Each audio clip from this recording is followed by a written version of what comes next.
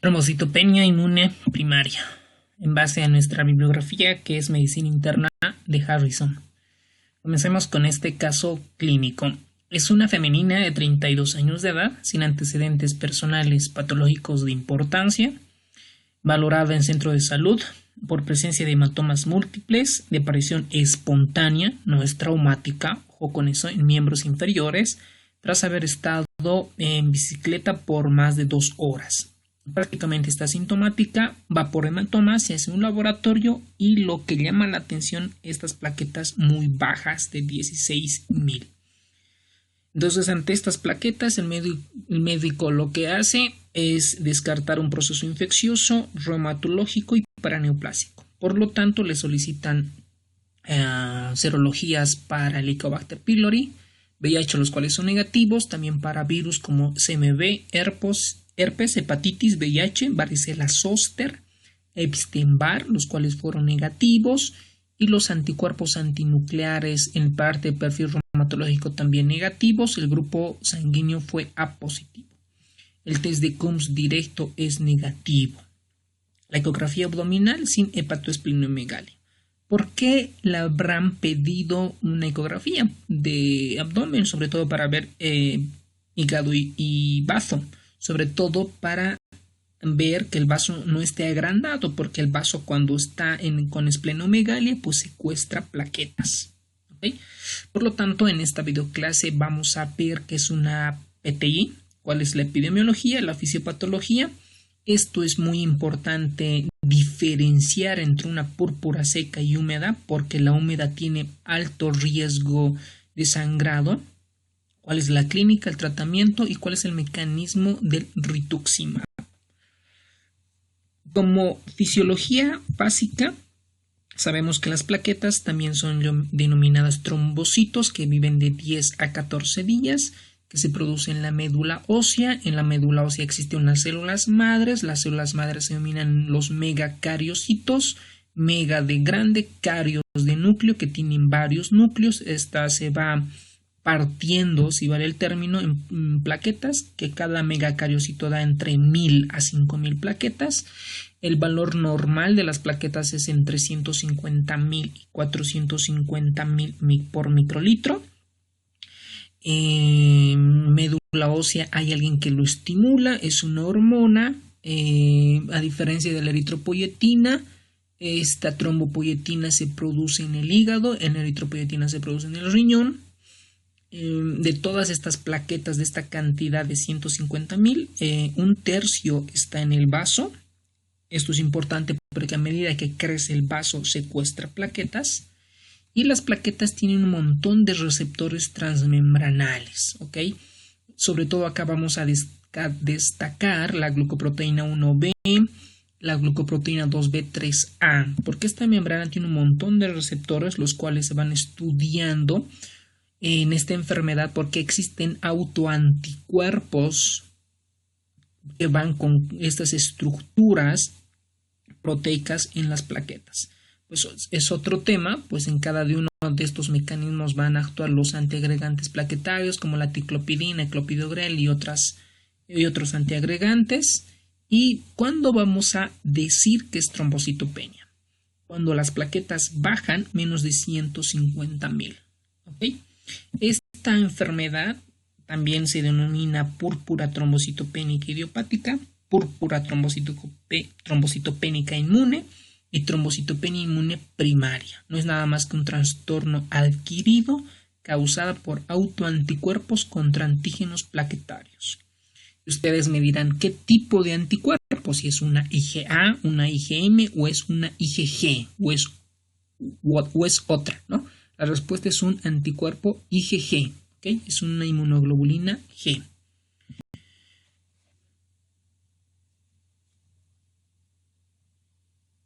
Ahora, en cuanto a la clasificación, vamos a denominar que es aguda cuando es menos de 6 meses, crónica más de 6 meses, primaria cuando ya existe ausencia de otra enfermedad y secundaria cuando hay otra enfermedad. ¿Y a qué se refiere con otra enfermedad? Pues porque tenga lupus, que tenga VIH, que tenga hepatitis C, que tenga artritis reumatoidea, otra enfermedad, ¿ok? pues en los mecanismos de que por qué bajan las plaquetas, en el libro de Harrison mencionan 3, pero vamos a hacerlo un poco más completo, lo vamos a describir 5 mecanismos. Una es porque la fábrica ya no produce plaquetas, porque hay infiltración en la médula ósea, o porque la médula ósea está mal, porque hay leucemia, un montón de cosas, o porque hay radiación, etc. Otra es porque por mecanismo autoinmunitario, es decir, los anticuerpos destruyen las plaquetas, ¿ok? Otro es por consumo de trombos, un ejemplo, la coagulación intravascular diseminada, por ejemplo, la sepsis severa o el choque séptico, cuando empeora aún más, se va complicando con la coagulación intravascular diseminada, por lo tanto se consumen las plaquetas, por eso se denomina coagulopatía también por consumo. La otra es que un paciente X, está en choque séptico, ¿no? Está hipotenso y reanimo con líquidos, reanimo con cristaloides. Entonces, al dar cristaloides voy a hemodiluir. Al hemodiluir también voy a bajar las concentraciones de plaquetas. Y el último es el secuestro o agrupamiento de plaquetas en el vaso. Es decir, porque existe hipertensión portal o porque existe otra enfermedad, se agranda el vaso. Entonces, al agrandar el vaso también secuestran plaquetas, ¿ok? La clasificación por el nivel. Entonces, acá lo vamos a clasificar en leves, entre 100.000 a 150.000, moderado entre 50.000 a 90.000 y severo menos de 50.000. Para los anestesiólogos es importante que las plaquetas cuando están menos de 50.000 es un riesgo importante, sobre todo si se trata de neurocirugía, cirugía cardíaca o cirugía ortopédica mayor. La hemorragia espontánea es peligroso cuando existen plaquetas menos de 20.000 a 30.000. ¿Okay? Ahora, cuando viene alguien con plaquetopenia, este es el algoritmo, este es el abordaje que se realiza. Si tiene menos de 150.000 plaquetas, vemos cómo está la hemoglobina y los glóbulos blancos. Si esta está normal, se hace un examen de médula ósea. Se hace una punción de médula ósea, una biopsia, ¿ok? Pero si esta es normal, se solicita un frotis de sangre periférica. Y si este frotis de sangre periférica, las plaquetas se encuentran aglomeradas, ojo con esto, porque puede ser una pseudo hipoplaquetopenia, ¿ok? Ok, pseudo plaquetopenia, el nombre correcto, pues se debe extraer la muestra en citrato de sodio o heparina. Pero si en frotis de sangre veo eritrocitos fragmentados, es decir, hemólisis, voy a sospechar anemias hemolíticas, sobre todo microangiopáticas, como la púrpura trombocitopénica trombótica. Pero si es normal los glóbulos rojos en sangre periférica, pues allí debo sospechar recién que es una trombocitopenia por fármacos, por infección, o es una inmunitaria idiopática o es congénita. ¿Okay? Entonces, ¿qué características tiene la trombocitopenia inmunitaria idiopática? Tiene morfología normal en glóbulos rojos en sangre periférica y la hemoglobina y los glóbulos blancos se encuentran normales. ¿Okay? Ojo con esto porque es posible pregunta de examen. ¿Qué causas me van a dar plaquetopenia? Hay la trombocitopenia inmune primaria, que es nuestro tema, y las otras las por medicamentos, sobre todo por heparina. Para eso hay criterios de diagnóstico en trombocitopenia inducida por heparina y otros medicamentos. Luego tenemos la parte infecciosa, comida y bebidas, el hiperesplenismo debido a una enfermedad hepática crónica, el alcohol y otras causas. Por ejemplo, aquí tenemos la mielodisplasia, el cáncer con coagulación intravascular diseminada, la hemoglobinuria paroxística nocturna y otras que también causan plaquetopenias. La púrpura trombocitopénica inmunitaria es un trastorno adquirido. Recordemos que las plaquetas son atacadas por anticuerpos, se destruyen las plaquetas. Y el otro mecanismo pudiera ser la inhibición de liberación de plaquetas por los megacariocitos. Aquí hay dos cosas importantes. Es frecuente en los niños y en los adultos.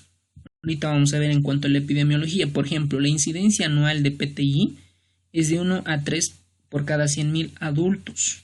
La prevalencia es de 8 por 100.000 en niños y de 12 por 100.000 en adultos. ¿Okay? Aquí es recordar la incidencia de casos nuevos, la prevalencia de nuevos y antiguos. Ahora, miren por ejemplo acá, en los niños, sobre todo de 0 a 14 años, en masculinos, y el otro pico que realiza es aproximadamente los 60 años. ¿Ok? Por eso es importante saber que en los niños, sobre todo, es casi agudo el evento. En la mayor parte de las veces va precedida de una infección viral o bacteriana y tiene una evolución autolimitada. Mientras que en el adulto es más crónico y pues se denomina secundaria porque tiene algo que lo afecta. ¿Okay? Y el tipo de autoanticuerpo es la inmunoglobulina tipo G. ¿Con quién o contra quién? Contra la glucoproteína 2B3A. Posible pregunta de examen.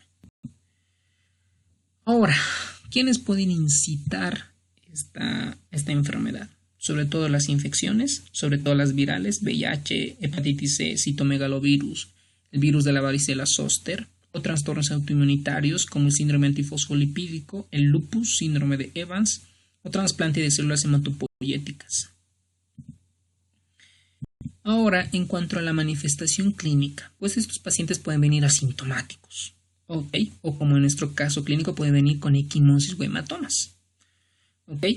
Pero aquí es súper importante en cuanto a la semiología. Vamos a ver en miembros inferiores que existen estos puntitos rojos, manchas, máculas. Esto se denomina petequias, ¿ok? Que es característico de la trombocitopenia inmune. Aparte de petequias pueden existir púrpuras. Ahora, en cuanto a la manifestación clínica, nosotros debemos diferenciar más que recordar entre púrpura húmeda y púrpura seca. ¿Cómo se diferencia? La púrpura húmeda vamos a encontrar petequias o equimosis en la mucosa oral, ¿okay? Es decir, en los labios, en la cavidad oral y puede tener hasta en el paladar blando, ¿ok? Entonces, si encuentro en el paladar blando y mucosas y aparte hemorragias retinianas, digo púrpura húmeda. La púrpura húmeda tiene un gran riesgo. Es muy elevado el riesgo de que haga una hemorragia severa, o sea, una hemorragia grave. ¿Y cuándo se denomina grave? Cuando hay hemorragia en el sistema nervioso central o tracto gastrointestinal, que tiene una alta mortalidad. ¿Okay?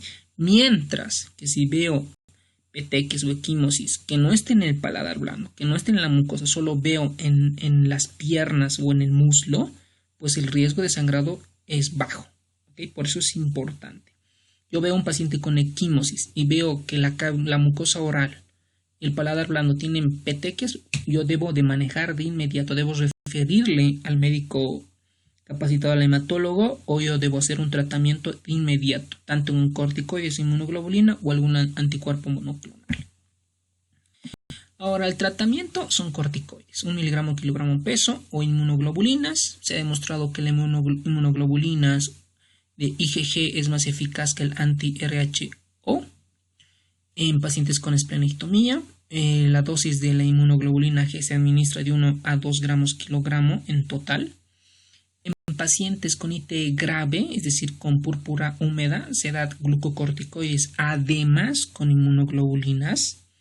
Y en casos refractarios, por ejemplo, hay recidivas o recaídas, está indicada la esplenectomía, es decir, quitar el vaso para que las plaquetas todavía vayan recirculando.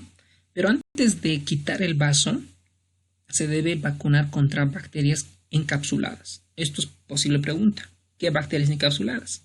Meningococo, el neumococo y el Haemophilus influenza. Las tres. Ojo con eso. Ahora, también se han descrito algunos estimuladores, algunas hormonas parecidas a la trombopoyetina, como el romiplostim y el trombopac. Ahora, ¿qué es el rituximab? El rituximab es un anticuerpo monoclonal que va contra el CD20. ¿Okay? Es un anti-CD20. No solamente se usan en esta enfermedad, también tiene otras indicaciones. Este es el algoritmo resumido en cuanto a la trombocitopenia inmune primaria. Yo tengo diagnosticado, ya sé que es primario, ya he descartado causa infecciosa, causa autoinmunitaria y paraneoplásica, ¿ok? Si tengo plaquetas más de 30.000 y no tengo datos de sangrado, ni equimosis, ni púrpura, observo y no doy tratamiento. Pero si tengo menos de 30.000 y tengo síntomas de sangrado, doy corticoides, ¿ok? Intravenoso. Si con esto mejora más de 20.000 no sangrado, observación y no tratamiento. Pero que a pesar de dar corticoides, todavía continúan bajando las plaquetas y aparte tiene síntomas de sangrado, hago esplenectomía o rituximab. ¿Ok? Eso ya dependerá del médico cuál usar. ¿Ok? Una anti-CD20 o quitar el vaso. Si a pesar de eso continúan las plaquetas bajas y tengo síntomas de sangrado, puedo dar las hormonas que son agonistas de los receptores de la trombopoyetina. ¿Ok? Y pues si aumentan las plaquetas no sangrado, observo y no tratamiento. ¿Ok? Eso es con relación a la trombocitopenia inmune primaria. Si tiene alguna duda o comentario, lo podemos hacer por nuestro grupo de estudio y gracias.